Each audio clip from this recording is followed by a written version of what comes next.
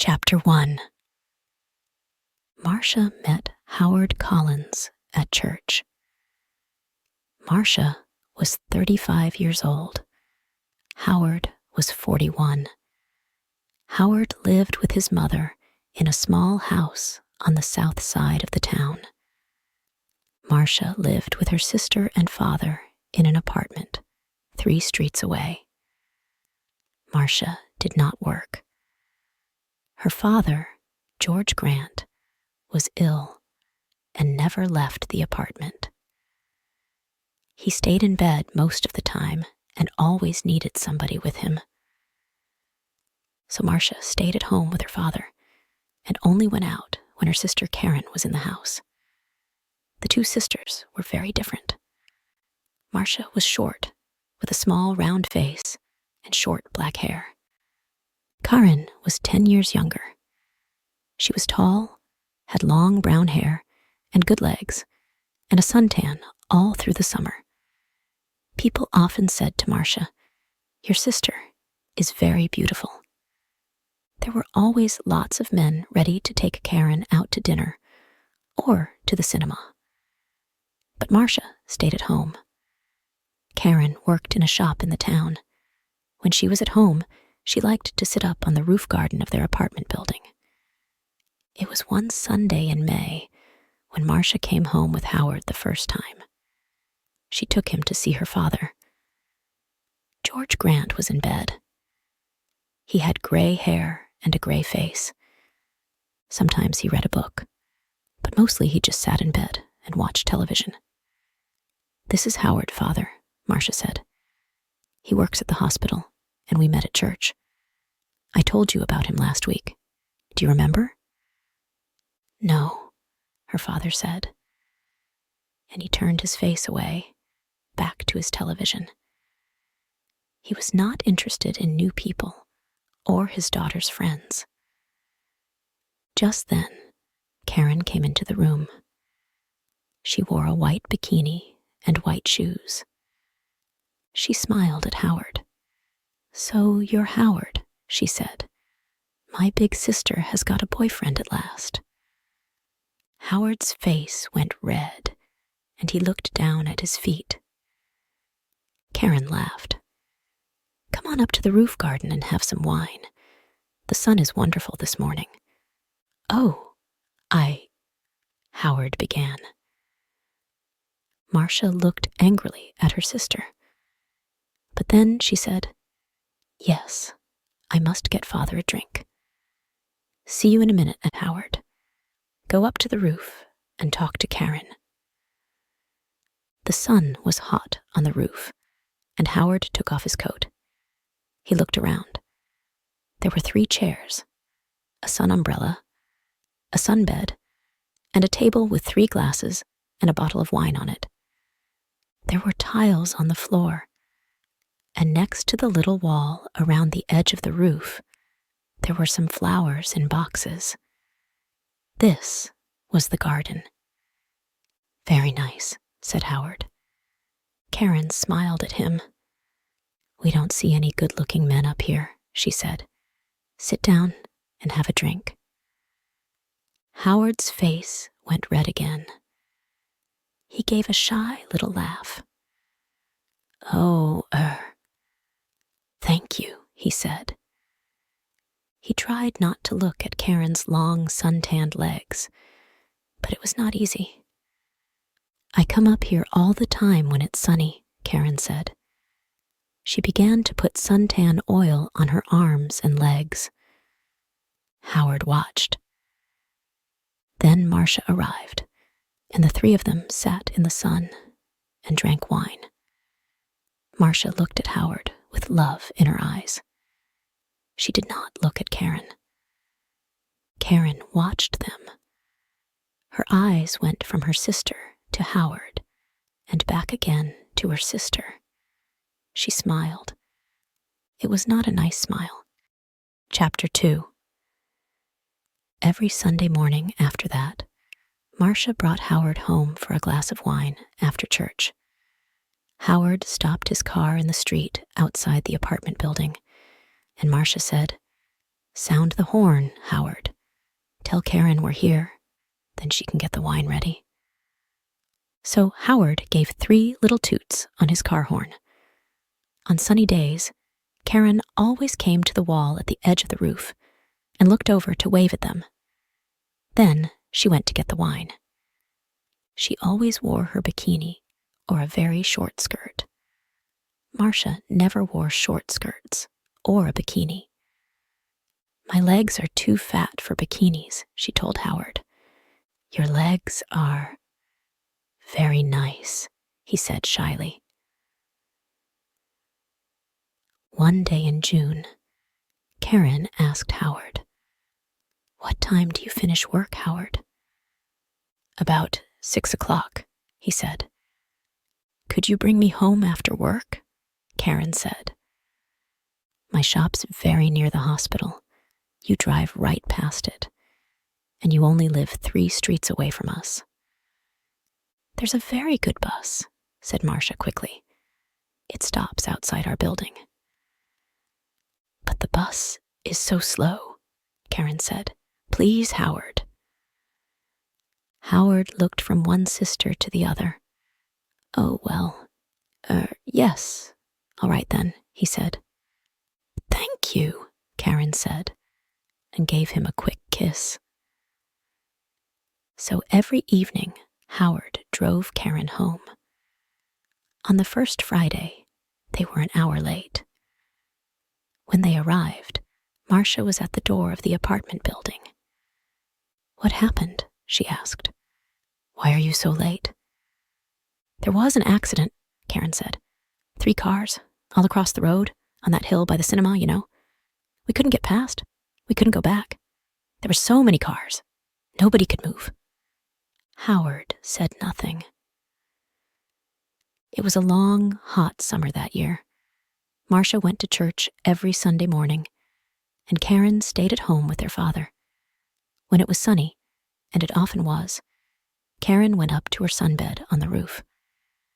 When Marcia went up to the roof garden, she always sat under the umbrella. But Karin put on lots of suntan oil and sat in the sun in her bikini. "The hot sun's not good for your body," Marcia said. Karin laughed. "Howard likes my body."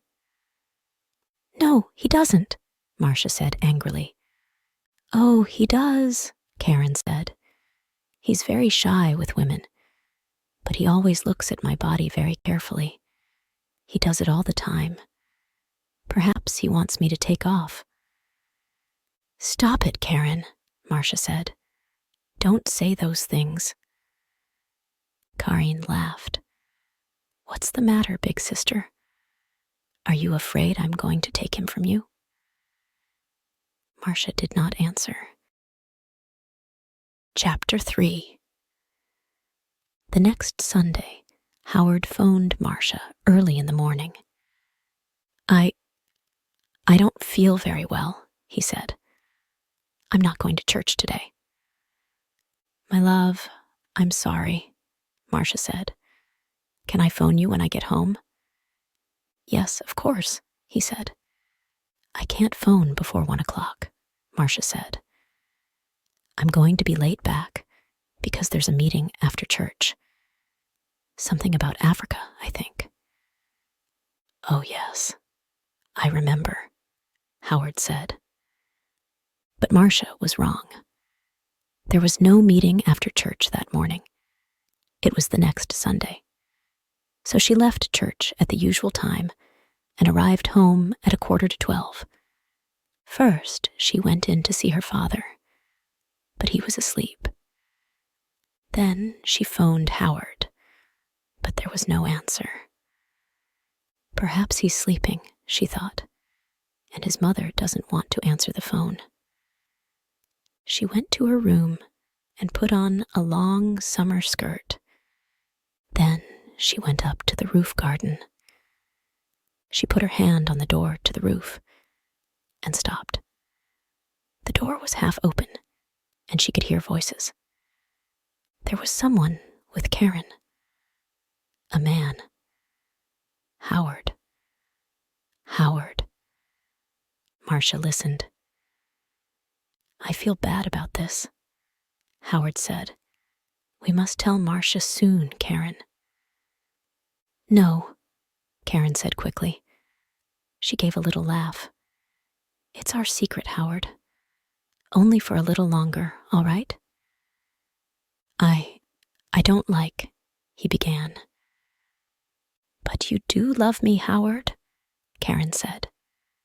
Not Marcia. Say you love me. Please. Marcia suddenly felt cold. You know I do, Howard answered. But Karin kissed him. It's our little secret. Oh, is your car outside, my love? We don't want Marcia to see it. I didn't bring my car, Howard said. I walked here. Good, Karin said. But it's getting late. You must go before she comes home. They kissed again. See you tomorrow. Usual time, usual place, said Karin. Now, go. Marcia moved quickly and quietly away from the roof door and ran to her bedroom. She did not want Howard or Karin to see her. She heard their voices.